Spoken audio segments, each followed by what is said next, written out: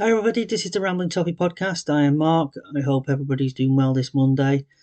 The sun is shining. I hope everybody's going to have a good week. And just not to think about what happened on Saturday. It was for me, you know, as I mentioned about these podcasts that I do, I want to talk about the game, talk about the performances, talk about how we played.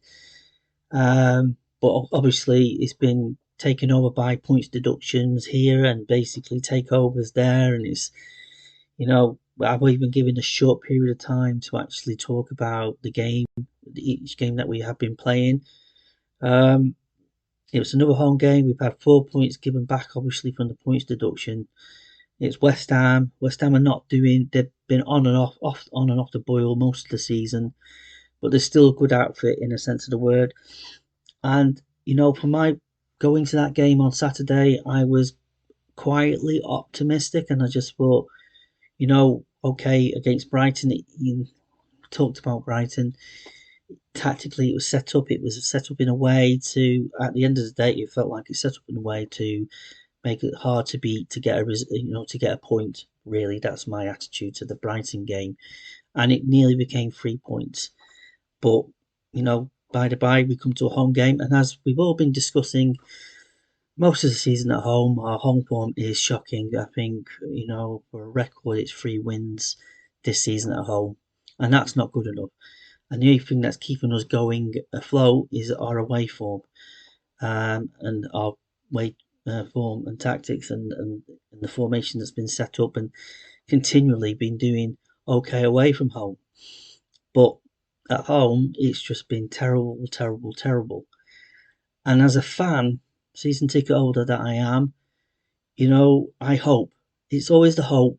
As a football fan, you hope to go to a game of football and see your team play well, get a result, get the 3 points, and just, move up the table. And because obviously with the points deduction that we had, and then obviously we got 4 points back, we still got a second charge upcoming.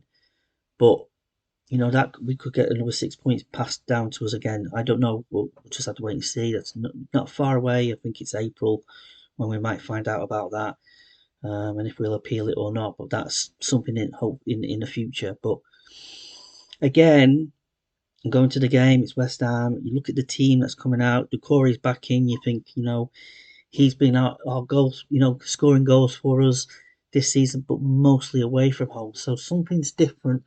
Why he's not making as much an impact at home, playing a very similar formation that we play away from home. So I don't know if it's something different in the tactics and the way that we play when we're away. Is there a freedom there when we're playing at away grounds at the moment? I don't know. Is there a pressure, obviously, from us, the fans? More and more the pressure onto the players, and the players got the pressure on themselves to try and get a result and try and get a win, and it's playing on their mind. Is it psychological in that sense? But from the perspective that I have, is that I came into that game thinking, go for it.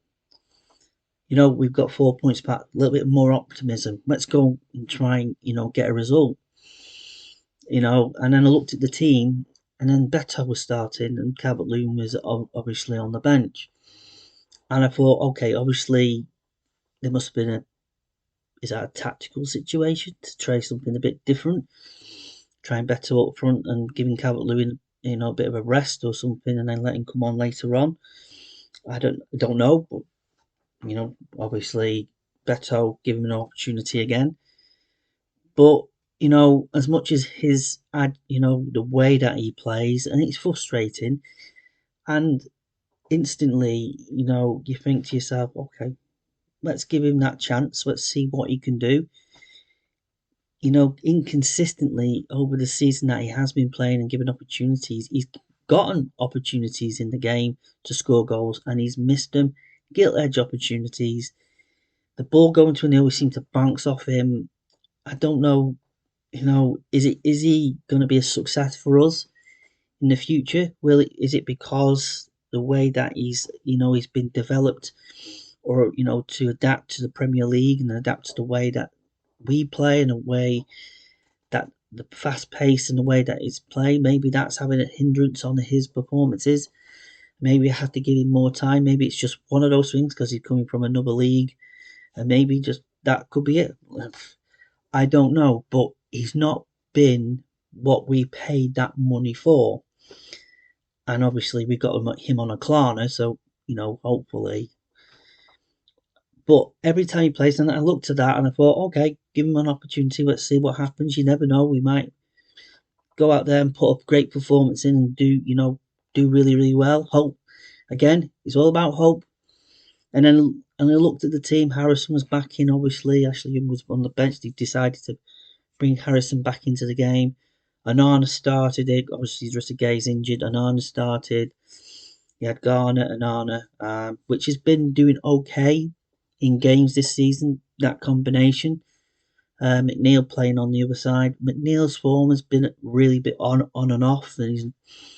But on Saturday, we start the game. There was just hope, as per usual. And the first 20 minutes, it was like, again, I've said this over and over again. It's like they don't know how to play football with each other. They don't know how to pass. It was like the first 20 minutes or so, it was like trying to pass the ball for one another. It was like they were giving the ball away again. And it was just like, what are they doing in training? What's happening in training to get them in a position to the footballers? The whole purpose of when they got into football, like at one point in time, I was a semi-professional footballer. I learned how to play football was by passing the ball to one another, passing the ball around, playing different, triangles and different things, and actually knowing what you do with the ball. But it was just like, when you had it, it was like a hot potato, and errors were being made. And it was like, I can't believe the fact that West Ham, who have been struggling themselves this season, okay, they come off a win against Brentford, who are not doing exactly great at the moment, but they got, they come in and they had opportunities. They had more, it's like they had ball. They're not exactly firing on cylinders at the moment. But if that was like Liverpool or any of the top clubs who will be ripped apart right from the get-go. We got away with it again. But I don't know what was going on. But one of the things is that this is what frustrates me about Sean Dyche. And it's like every home game, every away game, it's same old, same old. You get Jordan Pickford launching it up to Beto and launching it and try and get any drop downs. And then they do try a bit of football, but it's always further back defensively and in the middle. And Anana's getting the ball, and we want him to get forward and start getting passes and trying to get opportunities and get forward. And that was gradually. It wasn't until the second half that we started to see opportunities and creating opportunity, getting into positions that we did. But we then, it was getting to near half time, and obviously, for the first time in a long, long time, we got a penalty. And it's from Pawson as well, the referee. I couldn't believe it. I don't even know why he was refereeing our games, because the amount of times he sent our players off and all the really terrible decisions that he made over a period of time. And the fact is that it was a handball, and he still didn't even give a penalty. He had to be told by VAR to go and have a look at the screen. But then, this is where I look at the captain here, Tarkowski, to actually make a decision here. Because Beto got the ball, put it on the spot.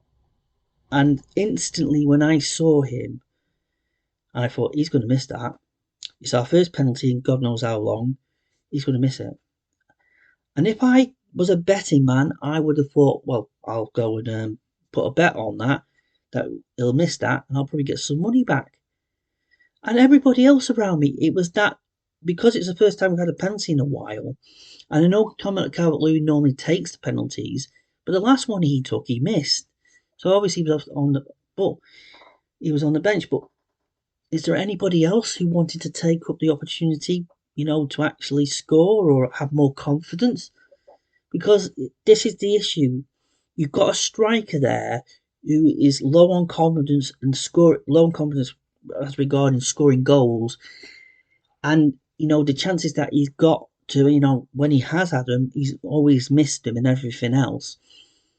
So his confidence there. So he's stepped up, which is fine. Is he the second in command if Dominic Calvert-Lewin is not playing? Who is the designated penalty taker on the field? Was it decided he would take it, or was there somebody else on the field who was designated to take the penalty and decided not to? And this is where the captain needs to go and actually make decisions, saying talking to the right people. Who is confident enough to take that penalty? We got one. And that's what happened. He missed it. It was a poor penalty. But then again, afterwards, well, we go into the second half in a minute, but their goalkeeper had a blinder. And this is where the confusion lies with me at the moment. I was seething after the result on Saturday. Not just, and I can go back and say, oh yes, we created loads of opportunities. Their goalkeeper had a blinding game, made saves. It was, it's just like nothing was going past him. We had one cleared off the line in the second half as well. So we get to the second half, we come out, we're a little bit better, we're getting forward a bit more, we are getting forward. Persistence in the end paid off. We got a goal, and it was Beto who scored. And it was great, and it was great for his confidence to score that goal. And it was on his head, simple, wonderful cross from Ghana, got whipped that one in. And basically, because we've had most of the, first half or any opportunity when Harrison's had a ball, or McNeil, getting balls in the box, he was just not hitting anybody, especially Harrison. He was getting constant opportunities to get the ball into the box, and they were not. They were either deflecting off their the right back, or was it? Yeah, their left back, constantly in that second half. Every time he was getting the ball, trying to whip it in, it was getting off, their left back constantly, or it was hitting the centre back. There was nobody, none of our players getting on the end of any kind of crosses in that second half. And that's the frustrating thing. And as much as we created chance after chance after chance that we had, but it was like every shot was either, too near to the goalkeeper. So it's mostly very much easy kind of saves for him. And that deflected shot that Beto had, which looped, when you look at it back, it was quite a simple save to make. And in that instance, but as I mentioned at the start of the game, start of this podcast, it's been going all season, where we get in opportunities, we shooting, we strike. I don't know if it was like 22 shots. We had 11 on target in that game, and it was just bang after bang. And this is what happens. You keep on going at it, and you put in the effort to get into those positions, and then the inevitable happens. They go down the field, they get a corner, simple corner, flick back into the back of the net, 1-1. And then we kept on going, trying to create. That's what we kept on doing. I'm not taking away them create. We're creating opportunities. It was there. You can do it. But it was just like they needed to take responsibility to be confident enough in the positions that they were in to really make it tell that when they going to shoot, that that it was the right thing to do. And but they didn't take the responsibility. They were just like, well, we'll just blast at it and just see if it goes in. We'll just blast at it there. There was not any thought in what Everton were doing with the ball when you did get the opportunities. And of course, and I'll get back to the tactical situation or the substitutions that were made, again, late as usual. And this is what happens next, is that you 1-1, you bring Beto off, who has just scored that goal and seems to be, as much as his performance was ball, he was getting through the game, and he was, getting the ball, getting it, trying to do his job to the best that he was doing at that point in time. He brought Calvert-Lewin on, and he did one or two good things, but again, the same old, same old. McNeil had an off game again. He had that shot, obviously, in the second half, which the goalkeeper saved and parried it, but he he was out of sorts. And again, if you see that as a fan, you think, right, McNeil's not playing well. Harrison is getting the ball, but he's not. His crossing is not very, very good. We need to do something about it. And on the bench, yes, we don't have a Danjuma, even if Danjuma was good enough to come in. But if he was an option if he was there, but he's not. And it's just like, who can you bring on? To and I can understand the manager maybe thinking there isn't anybody to actually bring on as Ashley Young, and everybody talks about Ashley Young, and you look at his age, and he's as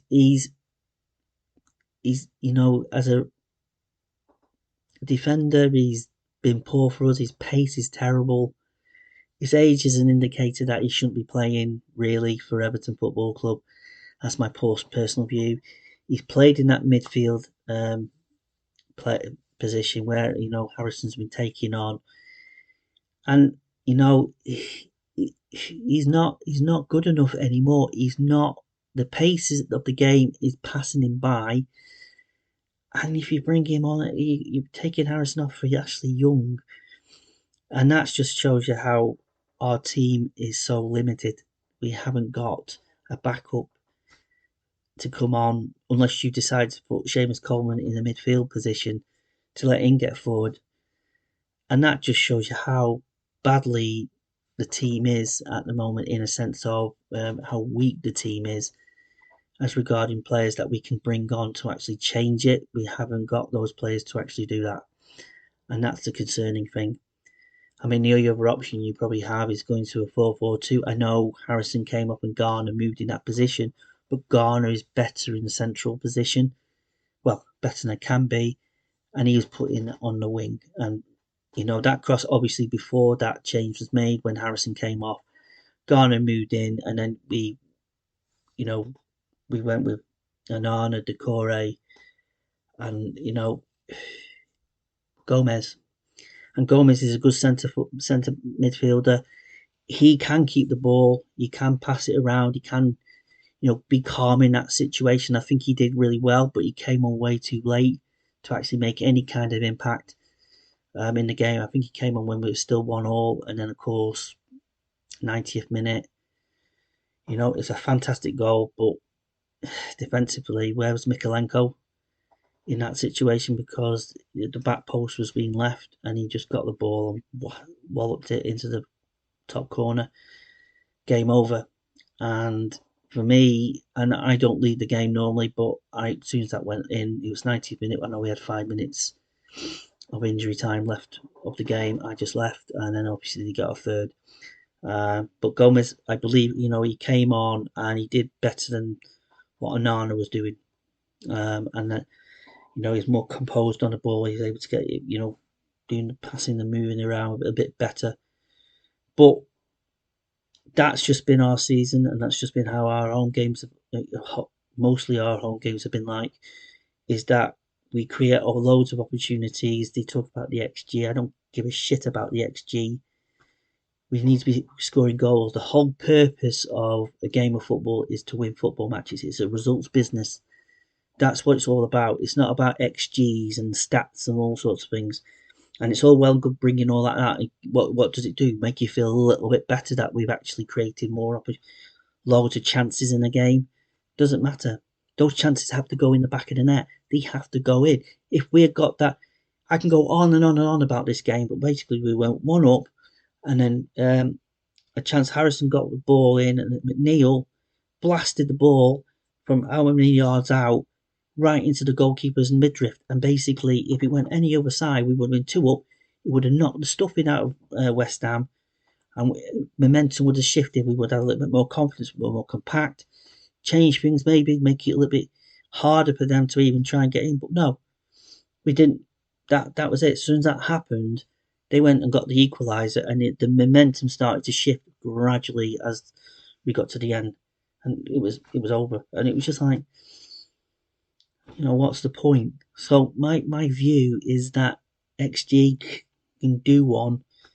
You can talk about all these wonderful stats and everything about it, and you can say we create loads of opportunities, but it's result business. We're where we are at the table.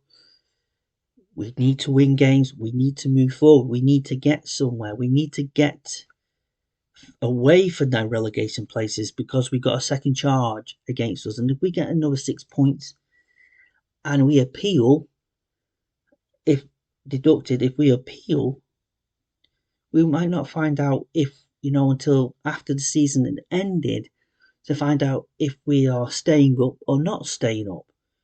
But it would be nice to get that result, and it was a wonderful opportunity to come away with 3 points, give us a little bit of momentum after the week that we've had, that we got some points back and we move forward, and then we can go on to the next game, because the next game is Manchester United away, and they played for a certain period of time against Manchester City yesterday. They played okay, and they're going to be a very, very difficult proposition for us. And then, of course, then we're going to be, we've got away games coming up. It's not until April that we get the likes of Burnley and Sheffield United, and Brentford at home, and as we lead to the end of the season, they're going to become massive, massive, massive games. But we're going to be missing a game because now the Liverpool game obviously has been, moved. So that's going to be some point in April. When, I don't know, midweek probably. So that's going to be difficult, obviously, because they're fighting for the title. So they probably want to get a result against us. So it's going to get difficult and difficult for us as we get to the end of the season, because we've got a lot of roll games in May that against a lot of teams further up the table, and it's going to be tough. But it would have been nice to try and get 3 points on Saturday. And I'll just mention this. I mentioned about Sean Dyche. And he said in the interview afterwards, he said that the players need to take responsibility for what they do on the field. I think Tarkowski said something very similar. Players who are missing chances, that they need to be putting them in the back of the net, or else that happens. And it's happening too many times, and it's happened from the start of the season, and it continues to be that way. And something has to give, and it's all well and good that our away form is actually keeping us going, keeping us afloat, basically. But, as much as people can say that if we had our 10 points back, we would have been 12th, and we were no matter what worried about that. But we lost against West Ham. It could have been the same scenario still, that we play this way and we still come away with defeats. And this is, has to stop. Something has to change. And that's when I put Sean Dyche into this, is that he's only got what he's got in front of him. He can't, at the moment we've got a takeover. You can't, but he is the manager. He is the coach with his coaching team. His job is to get the best out of the players that he has in front of him. They may not be great. They may not be, some of the players may not be Premier League standard. But they have to play. We're in the Premier League. We have to try and play to stay in this division. And thankfully, at the moment, we can only say that, there's 2 teams in those bottom 3 that are struggling enough that they will probably go down.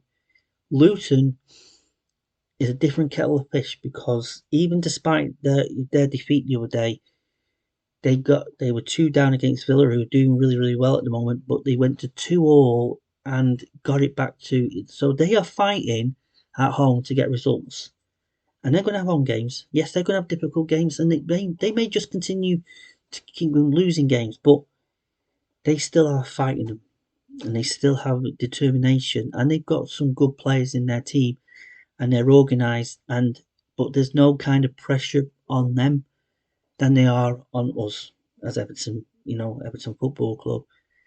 Because we as fans, our opinion is that our club is a Premier League club, and of course it is, and we shouldn't be down there. We shouldn't be down there. We should be further up the table. We should be challenging for Europe. We should be going after trophies, and we should be. That's the level. But the team that we have out there is not that level. That team out there, some of them are championship standard. And I'm sorry, but that's how I feel about some of the players. And even on Saturday, Anana did some good things. But the fact that he has a value of 70 to 80 million because he's potentially he's going to be a fantastic player for whoever he moves to. But in certain circumstances, he's not dictating the game. He's not making, getting the balls, doing something going forward with it, being that player that everybody talks about is. And we see glimpses of this player in moments, but we don't see it all the time, and we need to see more consistency with him. The only player in that team that is going to go, who's doing well week in, week out, is Jared Branthwaite.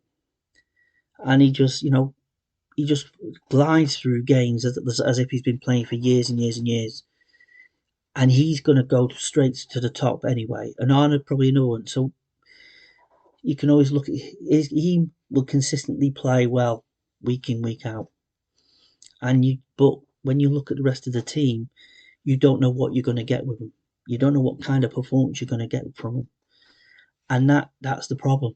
And that's when we go to home games, when we're sitting there, like the West Ham game and many other games that we've had at home, we don't know what we're going to get. We don't know we're going to get Dwight McNeil having a barnstorm and getting crosses in and shooting and doing all the things that he did last season, near the end of last season.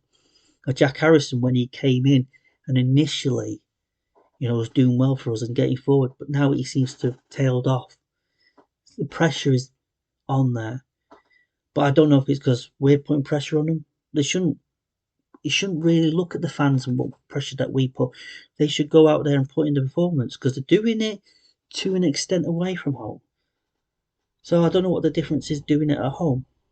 And then again, it comes back to Sean Dyche and his coaching setup.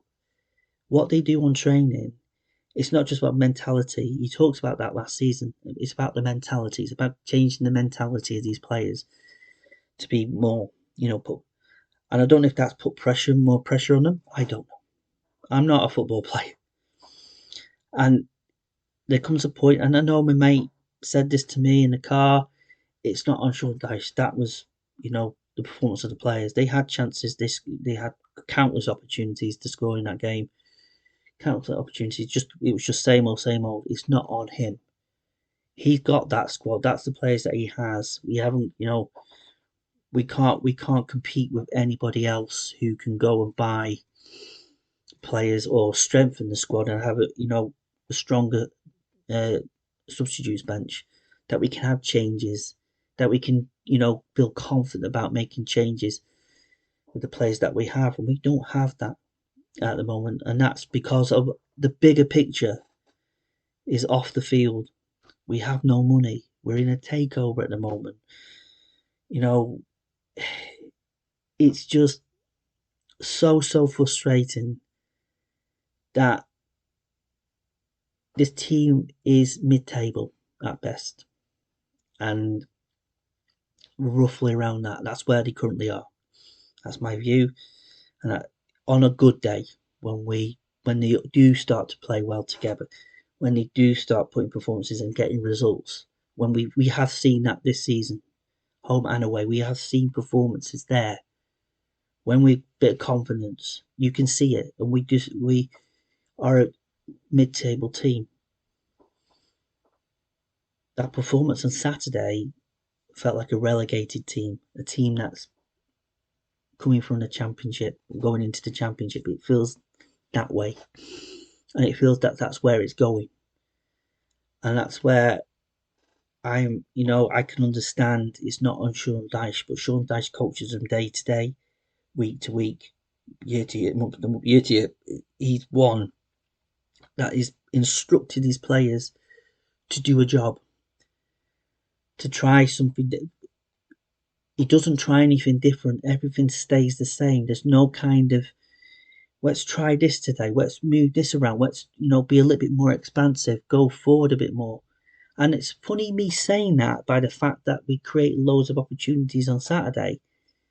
But when you watch the game, a lot of those opportunities came from if Pickford launched it, or a mistake by a West Ham player, or we got a tackling right, or little things that enabled an opportunity. But there was no patterns, there was no way of how to play. It was just like, just launch it and just see if you get a drop down. Just hope that you can get a tackling in the midfield and you can get forward quickly. They only happened when errors were occurring from the opposition. They were not, we're not getting the ball from the back and just, getting it forward, pass, and getting right through their midfield and creating opportunities that way. They all came from drop downs, they all came from errors, they all came from different. And it was just like, what is that tactic? I sat there, and this is the thing, is we create opportunities. The goalkeeper made saves and everything else like that. But most of the time, I was seething, I was angry, I was frustrated with what I was seeing. The performance of the players when they had the football in their feet, passing and making the right passes. Every time they made a pass, well, it was always, if it's too difficult, they went backwards, and there were no. That indicates to me no confidence in themselves playing at home or playing in that formation, that freedom to play the way that they want to play. And it's just like, that's what I was seeing, and I was getting frustrated with it. Despite the fact you can throw, create loads of opportunities, what I was seeing was players having no confidence or no belief in themselves to go for it. To get the ball and grab the ball, grab it by the scruff of the neck, go for it. Get forward, be creative, be imaginative, try something different. That's when you get, say, the manager saying it's the responsibility. Players need to take their responsibility, and they're not taking that responsibility. And if they're more clinical in their own mind, thinking, I'm going to go out there today and I'm going to prove a point that I can play football and I can do my job. And you need that not just from one player, you need that from every player on the pitch. Jared Brandway does it every week in, week out, and you can see that. And he's comfortable in his own skin, he's confident, he's happy, and he just knows where his pathway is. A lot of those players, they just don't have it. And I can just go on and on and on about this. We go up against Manchester United away next week. We'll set up the same way. We'll do the same thing. Probably Calvert-Lewin will probably come back in. And you might even decide take Godfrey off and put Seamus Coleman in this time. I'll get more experience at the back. I don't know. But it'll be same old, same old. And what you'll see is that we will probably be very defensive, very, very good. But going forward, it will just be the usual thing that we see away from home, trying to nick one. And it seems to be working away, but at home it's not. Anyway, I can ramble on and on and on about this, but it's just so frustrating, and it just continues on. Yes, takeover. Other news is still ongoing regarding the takeover. As I mentioned about the second breach, that's going to take place in April. So there's no new stories about that at the moment. I just want everything clarified going forward, and just basically want our football club to see a light at the end of the tunnel, that there is hope, that we can get to the end of the season. Because at the end of the day, I just want to get to the end of the season and just forget about it this season and focus on next season. And hope is the big thing, that there is that light at the end of the tunnel, that we have get right people coming in to take over the football club. I'm not mentioning 777 partners. I said all along that they're not the right people. I just hope there was somebody else out there who may be interested in taking this football club forward. And of course, the deduction, we might get a couple of points maybe. That's what I've heard, because it's part of the same reporting period from the last breach that we had on the accounts then. So we'll see what happens on that. Some people are saying we might just get 1 or 2 points back deducted. If that's the case, then I'll take that probably in my own personal mind, just to get it all out of the way and done and dusted, and we move forward, and then we can hopefully get to the end of the season and we're still in this division, and then we can focus on next season, because it's going to be our last season in the Goodison Park. And I just hope we have a team that can play, games at home and actually, win games and play well, play with adventure and passion and drive. The commitment's always there. I'm not denying their commitment, but other than that, they come across as players that are not good enough for the Premier League, are not good enough, but on a good day, they are good enough. It's a weird one of me saying that when they're not playing well and they're not performing, like the inconsistencies that they have, they're not good enough Premier League players. But when they are and can be consistent and can play, game to game and actually play well, then they can be Premier League players. They can be, but in reality, that's another confusion that I have with this club, with this team at the moment, is that that's why I'm asking the question: are they? Can you let me know? Let me know in the comments below. Are they good enough for the Premier League, or are they not good enough for the Premier League, and are they just Championship level players? This, besides a couple of players that are, good enough to be in the Premier League and go forward, to become really, really, really, really, really top players. Just let me know in the comments below, because I want to believe that they are Premier League standard players, and I want to believe that. And when they do play well and we win games of football, they are. But when we're not playing well and I think I can't remember the last time we last won a game in December, and you can talk about it now and say that, well, we're not getting results, are we? We're not winning games. That indicates that it's a team that are not good enough for the Premier League and that they are Championship standard. Anyway, let me know at the comments below. On that note, that's today's podcast. A little bit longer than advertised. I don't normally drag on this long, but I'm just fed up. I want to go to football matches to be entertained, to be enjoyed. I care about my football club, but the purpose of supporting your football team is also going to games to be entertained and to see your team win and to see your team play well, even if you do lose. But if you play well enough and lose, I'll take that. It's just that's just football. That's what the competition's all about. So on that note, thank you very much for listening, for watching. If you are watching on YouTube, I do appreciate it. I will do another podcast next Monday.